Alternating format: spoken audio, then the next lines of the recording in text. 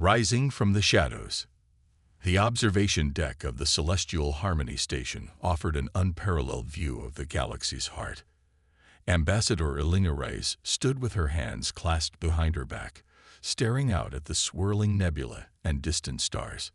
Behind her reflection in the viewport, she could see the Concordat representatives whispering among themselves.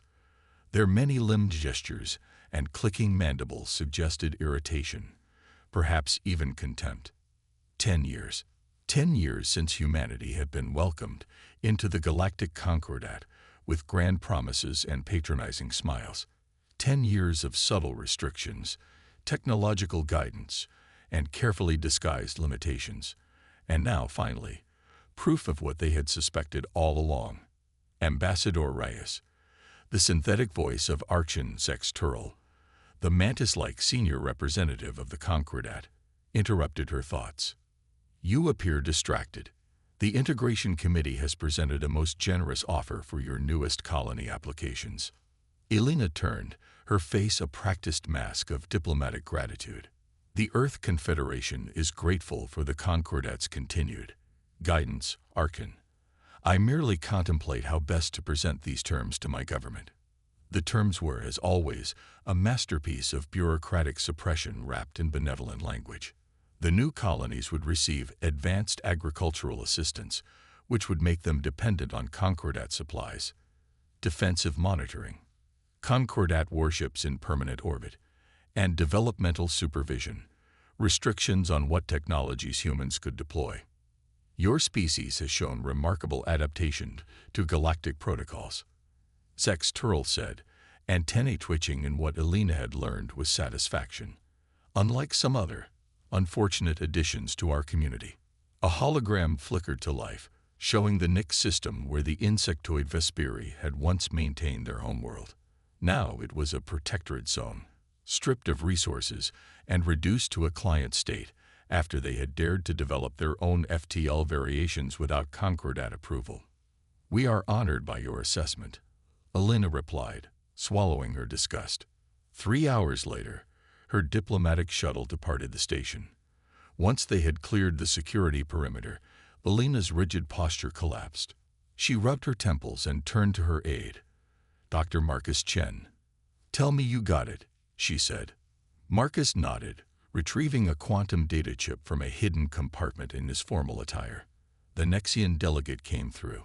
Complete access to the Concordat's evaluation archives for exactly 30 seconds.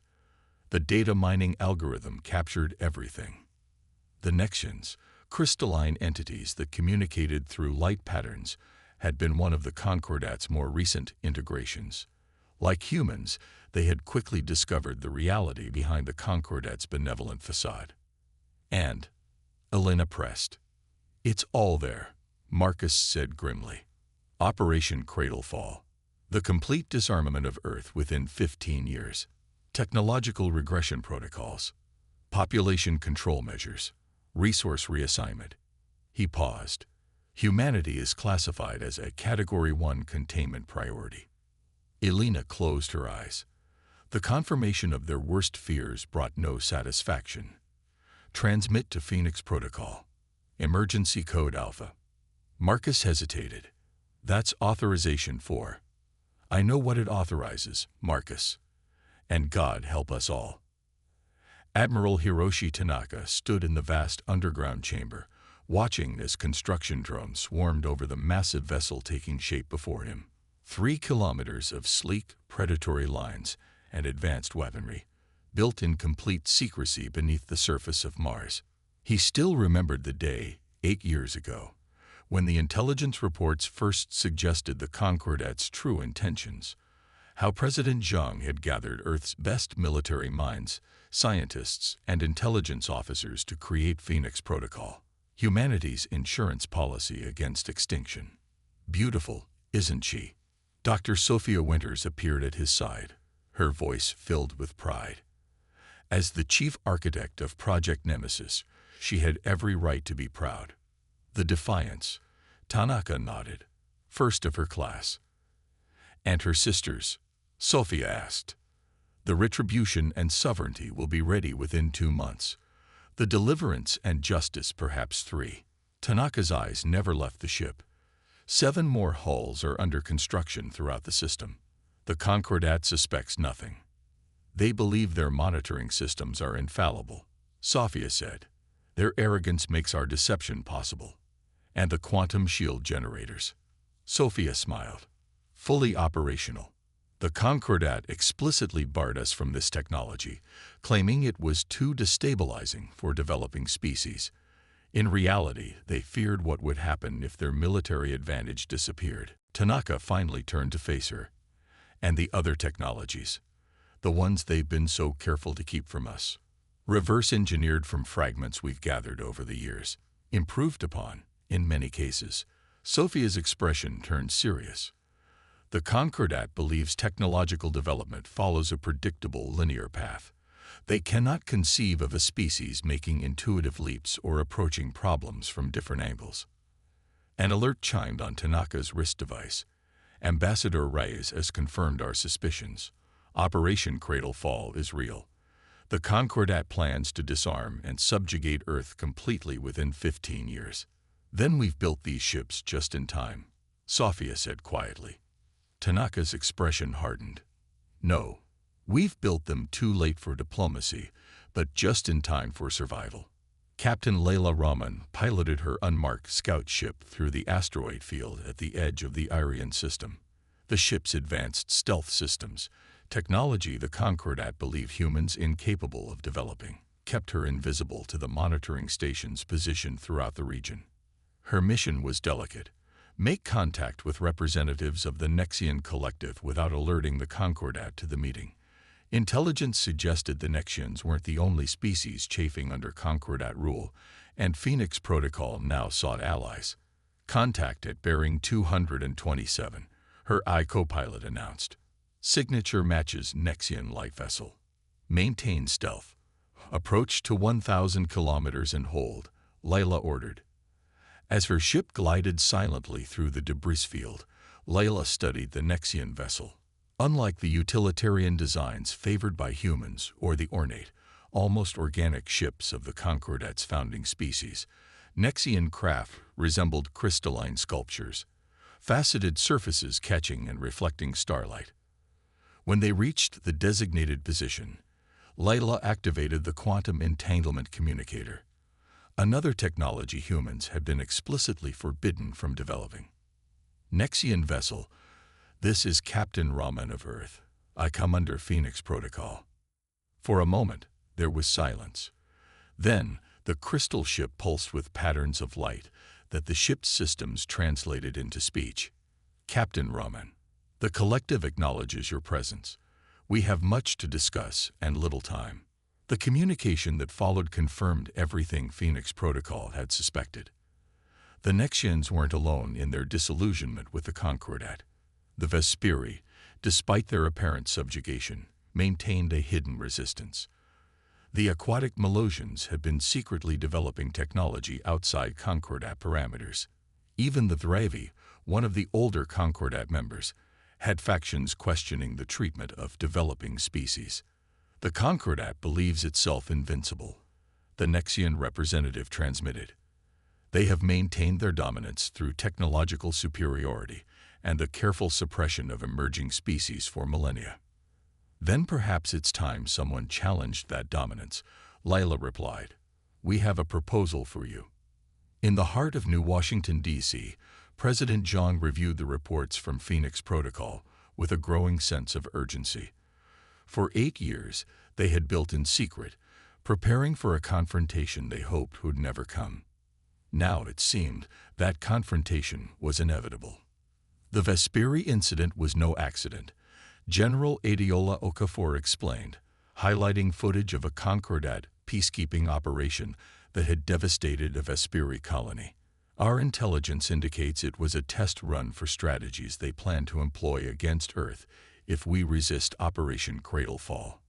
Zhang's expression remained impassive, but her eyes betrayed her concern. And the coalition Captain Rahman has been building. 6 species have committed to stand with us, General Okafor confirmed. All have suffered under Concordat rule. All have been developing technologies in secret, and all are ready for change. And our fleet. The first 5 dreadnoughts are complete and crewed.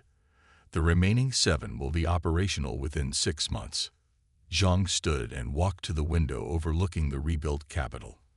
After the climate wars and the Third World War, humanity had nearly destroyed itself. They had clawed their way back from the brink, unified their planet, and reached for the stars, only to find the galaxy already dominated by an alliance that viewed them as dangerous children to be controlled.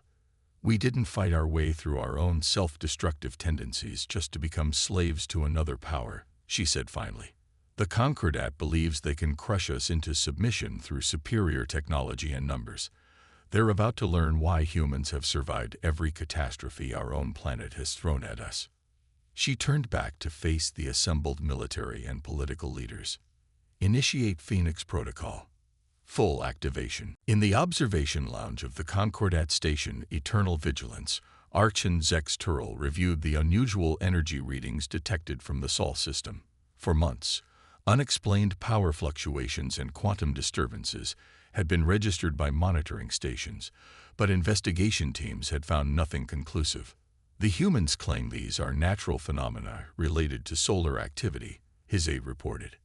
And you believe this explanation? Zex Turl's mandibles clicked in irritation. It matches our understanding of human technological capabilities, the aide admitted. Their development curve has proceeded exactly as predicted by the integration models. Zex Turl stared at the holographic display of the Sol system. Something felt wrong. The humans had been too compliant, too willing to accept Concordat guidance. Every other species had pushed back in some way, requiring at least minor corrective measures. Perhaps, he mused, we should accelerate the timeline for Operation Cradlefall. As a precautionary measure. His eye's antennae twitched in surprise. The Council has not authorized. The Council has authorized me to ensure the continued security of the Concordat.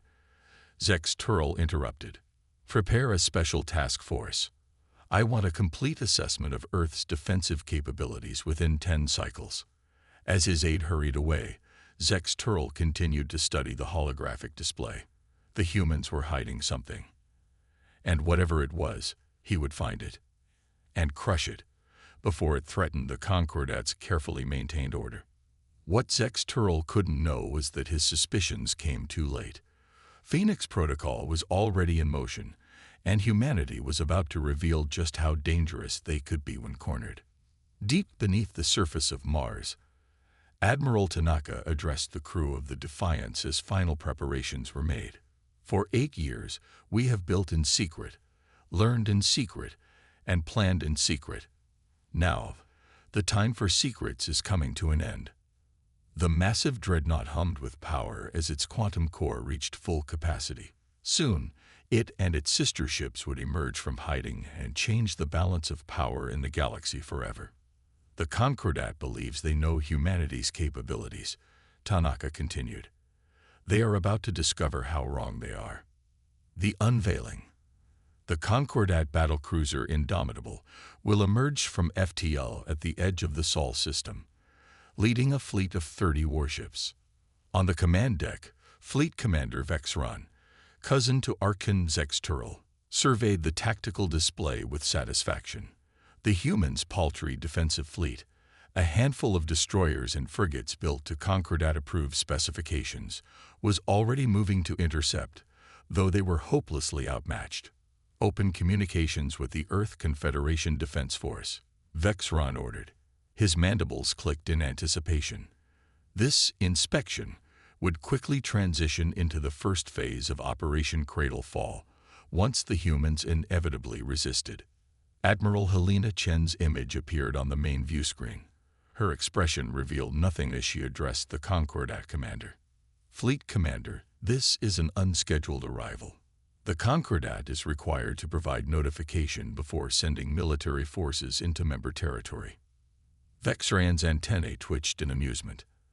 Admiral Chen, the Concordat has detected concerning energy signatures from your system. As per Integration Protocol 327, we are conducting a mandatory security assessment. No such protocol existed, but Vexron knew the humans lacked full access to Concordat regulations, a deliberate strategy to keep newer species off balance. "I see," Chen replied, her expression unchanging. "And this assessment requires 30 warships. The scope of our operation is not subject to your approval, Admiral," Vexran said dismissively. "You will stand down your defensive forces and prepare for boarding and inspection." Chen seemed to consider this for a moment. "I'm afraid that won't be possible. Fleet Commander, perhaps we should discuss this matter further. I invite you to a face-to-face meeting aboard our station Harmony Point." Vexran's patience was wearing thin. "This is not a negotiation, Admiral. Stand down your forces or what, Commander?" Chen interrupted, her tone suddenly sharp. "You'll enact Operation Cradle Fall ahead of schedule." Vexran froze, his compound eyes widening slightly. How could she know about? "You seem surprised," Chen continued. "Did you think we were as blind and ignorant as you believed us to be? That we wouldn't discover your plans for our subjugation?" Before Vexran could respond, his tactical officer called out in alarm. "Commander, multiple new contacts appearing throughout the system." The tactical display flickered as dozens of new signatures appeared. Massive ships emerging from hiding places throughout the asteroid belt, from behind moons, and rising from planetary surfaces. Ships unlike anything the Concordat had approved for human use. "What is this?" Vexron demanded, mandibles clacking in agitation. Chen's smile was cold. "This, Fleet Commander, is why you should have left us alone." On the bridge of the Defiance, Admiral Tanaka watched as the massive Dreadnought accelerated toward the Concordat fleet, flanked by its sister ships. After 8 years of preparation, the Phoenix Protocol had been activated, and humanity's true strength was being revealed. "Concordat fleet is altering formation," his tactical officer reported. "They're moving to engage." As expected, Tanaka nodded. "They can't retreat without confirming their worst fears, that they've completely underestimated us." The view screen showed the approaching Concordat vessels, their ornate designs a stark contrast to the sleek, predatory lines of the human dreadnoughts. For centuries, the founding members of the Concordat had faced no serious military challenges, and their ship designs reflected this complacency, prioritizing aesthetics over pure combat efficiency. "They're launching fighter squadrons," the tactical officer announced. "Energy weapons charging." "Defensive systems active," Tanaka ordered calmly. "Initiate Phase 1. Throughout the human fleet, quantum shield generators. Technology explicitly forbidden to developing species, hummed to life.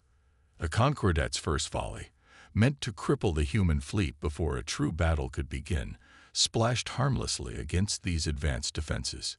Phase 2, Tanaka commanded.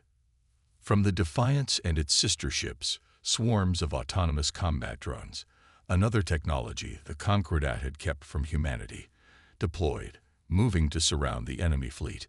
"Sir, incoming transmission from the Concordat flagship," the communications officer reported. Fleet Commander Vexran's image appeared, his compound eyes wide with shock and rage. "What is the meaning of this? These technologies are forbidden to your species." "Forbidden," Tanaka replied coolly. "Or merely withheld? You underestimated us, Commander. A mistake your Concordat has made with every species it has encountered." "This is rebellion," Vexran hissed. "The full might of the Concordat will descend upon your world." "I think not," Tanaka countered. "Your fleet is surrounded, your tactical advantage neutralized. But we have no desire for bloodshed. Stand down your forces, and we can discuss new terms for Earth's relationship with the Concordat." "You would dictate terms to us?" Vexran's mandibles clacked in disbelief. "Look at your tactical display, Commander," Tanaka suggested. "Then decide if this is a battle you wish to fight." In the great chamber of the Concordat Council on the capital world of Axion Prime, Archon Zex Turl received the emergency transmission from his cousin with growing horror. The holographic display showed the human dreadnoughts, Massive warships that should have been impossible for such a young species to create, surrounding the Concordat fleet. "How is this possible?" demanded High Counselor Trath, the serpentine leader of the Concordat's ruling body. "Your assessment guaranteed that human technological development was proceeding within acceptable parameters." "They deceived us," Zex Turl admitted, his pride wounded. "They must have been building in secret since their integration, and the technologies they're displaying." Trath pressed, scales shimmering with anger. "Quantum shielding. Advanced drone systems. These were explicitly restricted." Before Zex Turl could respond, the chamber's communication system chimed. "High Counselor, we're receiving a transmission from multiple sources." The main display activated, splitting to show not just the human Admiral Tanaka, but representatives from the Nexian Collective, the Vesperi Remnant, the Malosian Depths, and even members of the Thravi Inner Circle, all species that had been subjected to the Concordat's integration protocols. "Honored Council," Admiral Tanaka began, his tone formal but unyielding. "The Earth Confederation wishes to discuss the future of our relationship with the Concordat." "You are in no position to make demands, human," Trath hissed. "This show of force is merely a demonstration of what happens when you underestimate those you oppress," interrupted the Nexian representative, its crystalline form pulsing with patterns of light. "Humanity is not alone in its grievances. The Vesperi remember what became of our homeworld when we developed technologies without your guidance," added the representative, compound eyes gleaming. "We stand with Earth."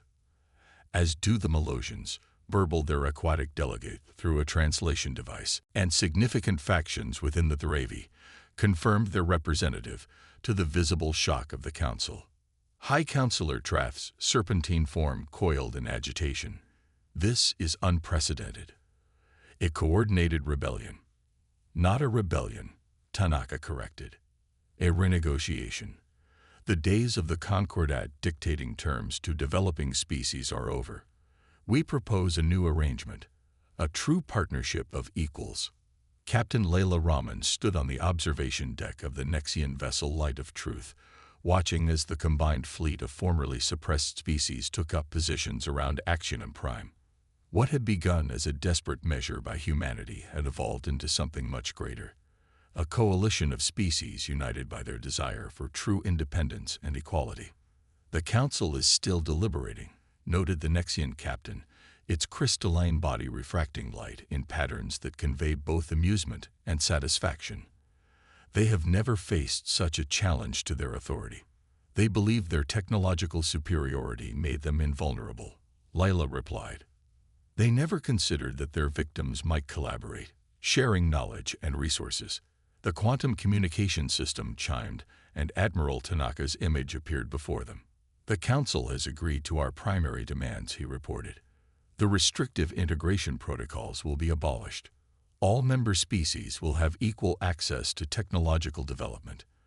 And Operation Cradle Fall has been officially terminated." "And if they renege on these agreements?" Lila asked. Tanaka's expression was grim but determined. "Then they face the combined might of our coalition. The Dreadnoughts were just the beginning of what we can achieve together." As the transmission ended, Lila returned her gaze to the view of Axiom Prime, the heart of the Concordat that had sought to contain and control humanity. Now, it was the center of a transformation that would reshape galactic politics forever. "Your species moves quickly," the Nexian captain observed. "From discovery to spaceflight to challenging the Concordat in less than a century. Some might call it reckless." "We call it survival," Lila replied. "Humanity has learned that hesitation often leads to extinction. When faced with existential threats, we adapt or we die." A philosophy the Concordat never anticipated, the Nexian acknowledged, its light patterns shifting to indicate respect. 3 months later, Ambassador Elena Reyes stood once again in the observation lounge of a Concordat, now renamed the Galactic Union Station. This time, however, she was not alone. Representatives from a dozen formerly suppressed species stood with her, watching as the newly formed coalition fleet conducted joint exercises. The Defiance led the maneuvers, its massive form graceful despite its size. Alongside it flew vessels of Nexian, Vesperi, and Malosian design, each contributing unique technologies and tactics to the combined force. An impressive display, noted Counselor Thrix, who had replaced Zex Turl as the representative of his species. Your coalition has achieved much in a short time. Necessity is a powerful motivator. Elena replied diplomatically, as is freedom. Some among the founding species still view this new arrangement with concern, Thrix admitted, his antennae twitching nervously. Change is often uncomfortable, Elena acknowledged. But the alternative was conflict on a scale the galaxy hasn't seen in millennia. This way, all benefit from the innovations each species brings to the table. The exercises concluded with a synchronized jump to FTL, a demonstration of the new unified command structure that now protected coalition interests. Your Phoenix protocol, Thrix said quietly. It was remarkably thorough. Our analysts are still trying to understand how you concealed such an enormous project from our monitoring systems. Elena smiled slightly. Human ingenuity, Counselor. Something your predecessors consistently undervalued.